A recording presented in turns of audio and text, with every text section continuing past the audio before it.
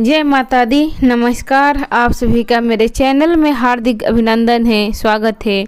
आइए सुनते हैं चैत्र नवरात्रि के दूसरे दिन सुने जाने वाला दुर्गा सप्तशती पाठ का दूसरा अध्याय। देवताओं के तेज से देवी का प्रादुर्भाव और महिषासुर की सेना का वध। आइए इसे विस्तार में सुनते हैं। महर्षि मेघा बोले, प्राचीन काल में देवताओं और असुरों से पूरे 100 वर्ष तक घोर युद्ध हुआ था। देवराज इंद्र देवताओं के नायक थे।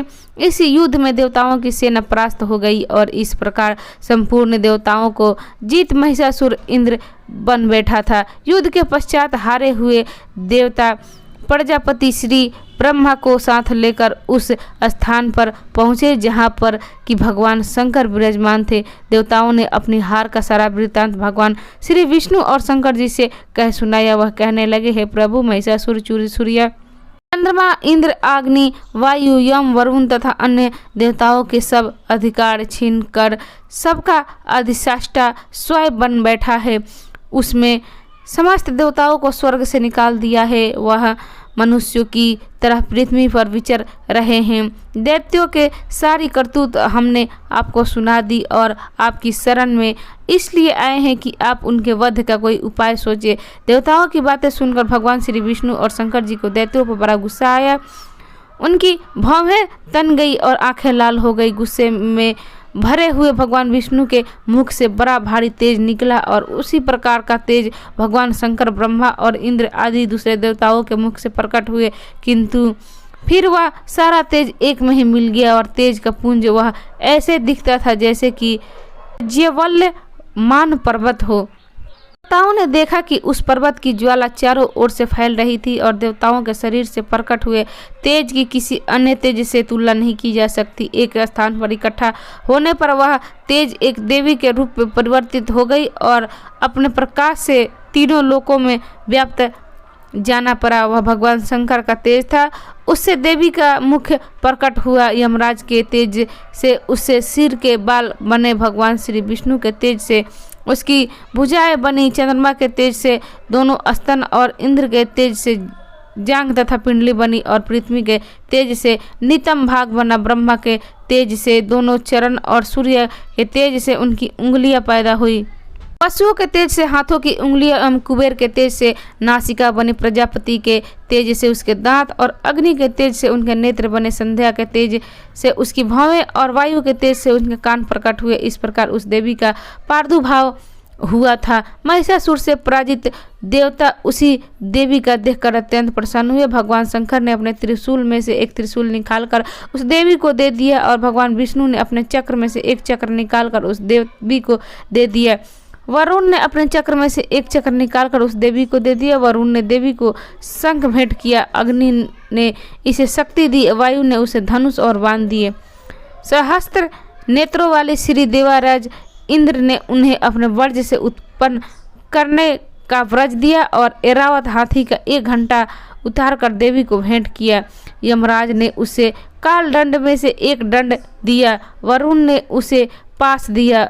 प्रजापति ने उस देवी को स्फटिक की माला पहना दी और ब्रह्मा जी ने उसे कमंडलू दिया। सूर्य ने देवी के समस्त रोमों में अपनी किरणों का तेज भर दिया। काल ने उसे चमकती हुई ढाल और तलवार दी और उज्ज्वल हार और दिव्य वस्त्र भेंट किए और इनके साथ ही उसने दिव्य चूड़ामणि दी। कुंडल, कंकन, उज्ज्वल अर्धचंद्र, बाहों के लिए बाजूबंद, चरणों के लिए नूपुर, गले के लिए सुंदर हंसली और अंगुलियों के लिए रत्नों की बनी हुई अंगूठियाँ उसे दी। विश्वकर्मा ने उनको फरसा दिया और उसके साथ ही कई प्रकार के अस्त्र और अभेद कवच दिए और इसके अतिरिक्त उसने कभी न कुमलाने वाले सुंदर कमलों की मलाएं भेंट की। समुद्र ने सुंदर कमल का फूल भेंट दिया। हिमालय ने सवारी के लिए सिंह और तरह तरह के रत्न देवी को भेंट किए। यक्ष राज कुबेर ने मधु से भरा हुआ पात्र और शेषनाग से उन्हें बहुमूल्य मणियों से विभूषित नागहार भेंट दिया। इसी तरह से दूसरे देवताओं ने भी उसे आभूषण और अस्त्र देकर उसका सम्मान किया। इसके पश्चात देवी ने ऊंच स्वर में गर्जना की। इसके बाद उसे भयंकर नाद से आकाश गूंज उठा। देवी का वह उच्च स्वर से किया हुआ सिंहनाद समा न सका।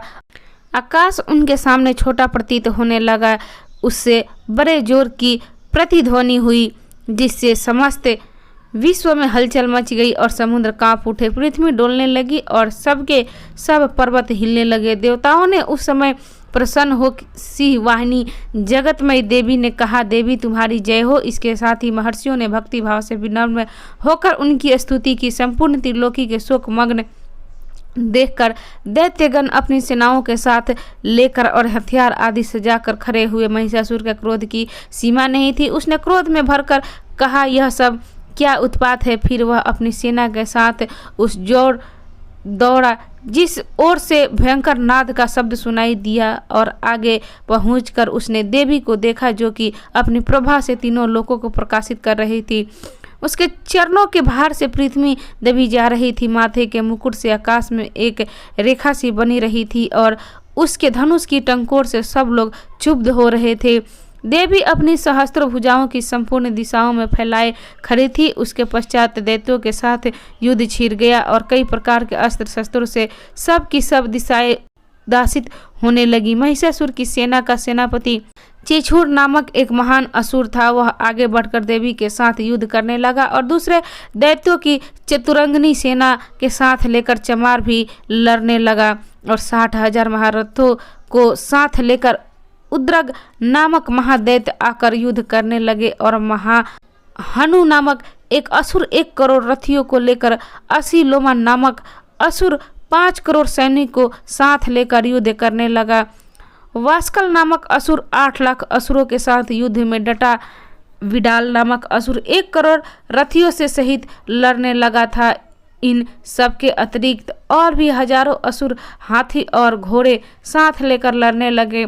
इन सब के पश्चात महिषासुर करोड़ों रथों, हाथियों और घोड़ा सहित वहां आकर देवी के साथ लड़ने लगे। सभी असुर तोमर, भिंदीपाल, भक्ति, मुसल, खड़कों, फरसों, पटियों के साथ रणभूमि में देवी के साथ युद्ध करने लगे।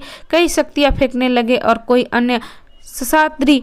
इसके पश्चात सबके दैत्य अपनी अपनी तलवारें हाथों में लेकर देवी की ओर दौड़े और उसे मार डालने का उद्योग करने लगे। मगर देवी ने क्रोध में भरकर खेल ही खेल में उनको सब अस्त्र शस्त्रों को काट दिया। इसके पश्चात ऋषियों और देवताओं ने देवी की स्तुति कर आरंभ कर दी। वह प्रसन्न होकर असुरों के शरीर पर अस्त्र शस्त्र की वर्षा हो रही थी। देवी का वाहन भी क्रोध में भरकर दैत्य सेना में इस प्रकार विचरने लगा जैसे कि वन में दावानल फैल रहा हो। युद्ध करती हुई देवी ने क्रोध में भर जितने श्वासों को छोड़ा वह तुरंत ही सैकड़ों हजारों गणों के रूप में परिवर्तित हो गए। फरसे, भिंदीपाल, खड़क तथा पटिस इत्यादि अस्त्रों के साथ दैत्यों से युद्ध करने लगे। देवी की शक्ति से बढ़े हुए गण दैत्यों का नाश करते हुए ढोल, शंख व मृदंग आदि बज रहे थे। तदंतर देवी ने त्रिशूल, गदा, शक्ति, खड़क इत्यादि से सहस्त्रों असुरों को मार डाला। कितने घंटों की भयंकर आवाज से ही यमलोक पहुंचा दिया। कितने ही असुरों को उसने पास में बांधकर पृथ्वी पर घसीटा। कितनों को अपनी तलवार से टुकड़े टुकड़े कर दिए और कितनों को गदा की चोट से धरती पर सुला दिया। कई दैत्य मुसल की मार से घायल होकर रक्त वमन करने लगे और कई शूल से छाती फट जाने के कारण पृथ्वी पर लेट गए और कितनों की बांध से कमर टूट गई। देवताओं को पीड़ा देने वाले दैत्य कट कर मरने लगे। कितनों की बाहें अलग हो गई, कितनों की ग्रीवा कट गई, कितनों के सिर कट गए, दूर भूमि पर लुढ़क गए। कितनों को शरीर में से बीच ही कट गया और कितनों की जंघाएं कट गई और पृथ्वी पर जगह जगह गिरे पड़े। कितने के सिर पैरों कटने पर भी भूमि पर से उठ खड़े हुए और अस्त्र शस्त्र लेकर देवी से लड़ने लगे और कई दैत्यगण भूमि में बाजों की ध्वनि के साथ नाच रहे थे। कई असुर जिनके सिर कट चुके थे बिना सिर के धड़ से ही हाथ में शस्त्र लिए हुए लड़ रहे थे। दैत्य रहकर ठहरो ठहरो कहते हुए देवी को युद्ध के लिए ललकार रहे थे। जहाँ पर घोर संग्राम हुआ था वहाँ की भूमि रथ, हाथी, घोड़े और असुरों की लाशें से भर गई और असुर सेना के बीच में रक्तपात होने के कारण रुधिर की नदियां बह रही थी। इस तरह की देवी असुरों की विशाल सेना को क्षण भर में इस तरह से नष्ट कर डाला जैसे तृण काष्ठ के बड़े समूह को अग्नि नष्ट कर डालती और देवी को सिंह से गर्दन के बालों को हिलाता और बड़ा शब्द करता हुआ असुरों के शरीर से मानो उनके प्राणों को ढूंढ रहा था।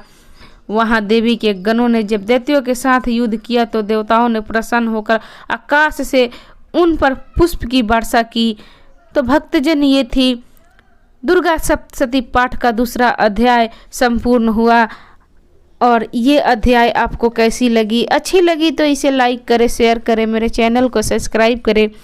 कथा सुनने के लिए, श्रवण करने के लिए आप सभी का धन्यवाद।